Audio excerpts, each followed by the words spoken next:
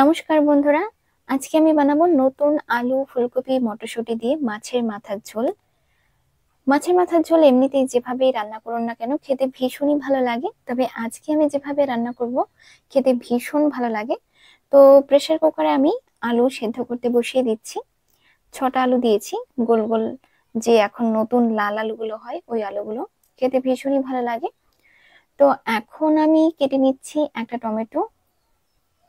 সমস্ত সবজিগুলো আমি পরিষ্কার করে ধুয়ে নিয়েছি।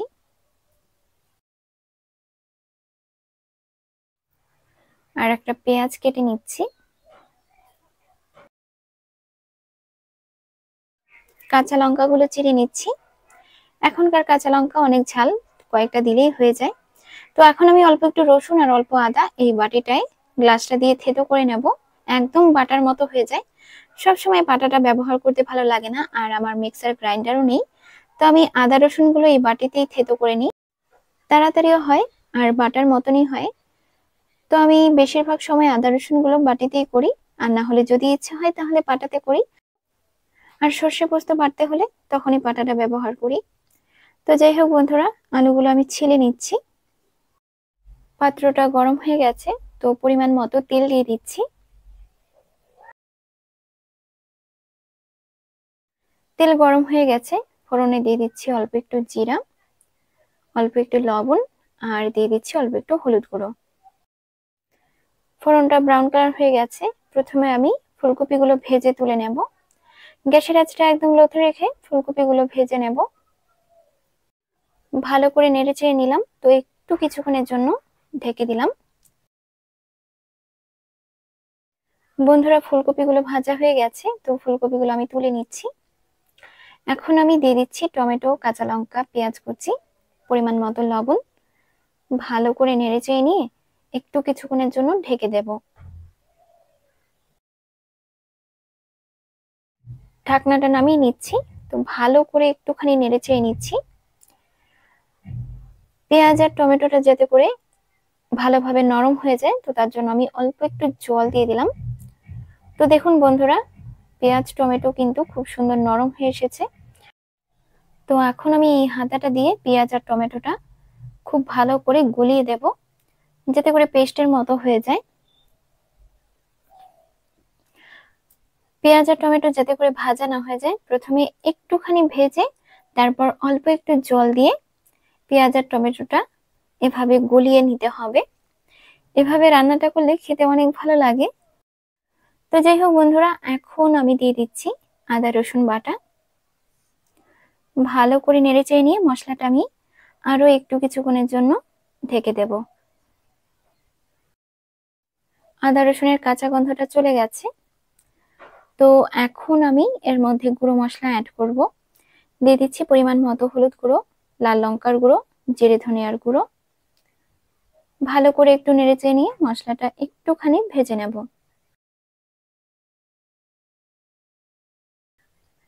মশলাটা ঢেকে একটু ভেজে নিলাম। তো এখন আমি এর মধ্যে সবজিগুলো দিয়ে দেব। দিয়ে দিচ্ছি আলু, সেদ্ধ করা আলু, ফুলকপি, মটরশুঁটি। অল্প একটু জল দিয়ে এটা একটু কিছুক্ষণ কষিয়ে নেব।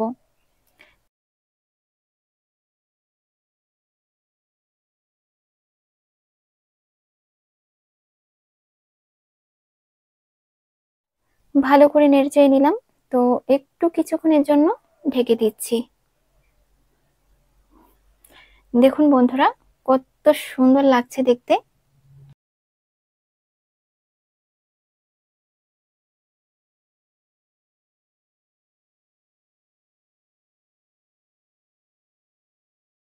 তো বন্ধুরা, সবজিটা আমার প্রায় কষানো হয়ে গেছে।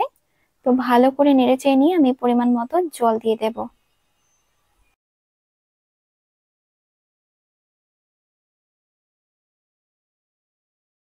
পরিমাণ মতো জল দিয়ে দিচ্ছি।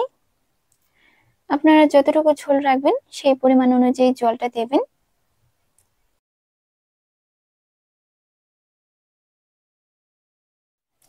তো বন্ধুরা, এখন আমি দিয়ে দেব অল্প একটু কোকোনাট মিল্ক পাউডার। তো পাউডারটা আমি জলে একটু গুলিয়ে নিচ্ছি।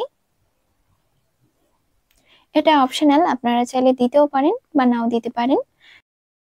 তো এখন আমি দিয়ে দিচ্ছি ভেজে রাখা মাছের মাথাগুলো। বন্ধুরা, আমি গতকাল 1 কিলো মাছের মাথা এনেছিলাম, তো কিছু মাথা আমি ভেজে রেখে দিয়েছি। আর অল্প একটু মাথা দিয়ে আমি এই বাঁধাকপির ঘন্ট রান্না করেছি। আপনারা চাইলে ওই রেসিপিটা দেখতে পারেন, আশা করি আপনাদের ভালো লাগবে। আর বন্ধুরা, এখন আমি গ্যাসের আঁচটা হাই ফ্লেমে করে দিয়েছি। তো তরকারিটা বেশ কিছুক্ষণ ফুটিয়ে নেব। তো দেখুন বন্ধুরা, ঝোলটা অনেকটাই শুকিয়ে এসেছে। আর বন্ধুরা দেখুন তরকারির কালারটা কত সুন্দর হয়েছে। তো বন্ধুরা, মাছের মাথার তরকারিটা আমার প্রায় হয়ে এসেছে। দিয়ে দিচ্ছি অল্প একটু গরম মশলার গুঁড়ো। আর এখন আমি হালকা হাতে একটু নেড়ে চেড়ে নিচ্ছি। আর দিয়ে দিচ্ছি অল্প একটু ধনিয়া পাতা। একটু কিছুক্ষণ রেখেই তরকারিটা আমি নামিয়ে নেব।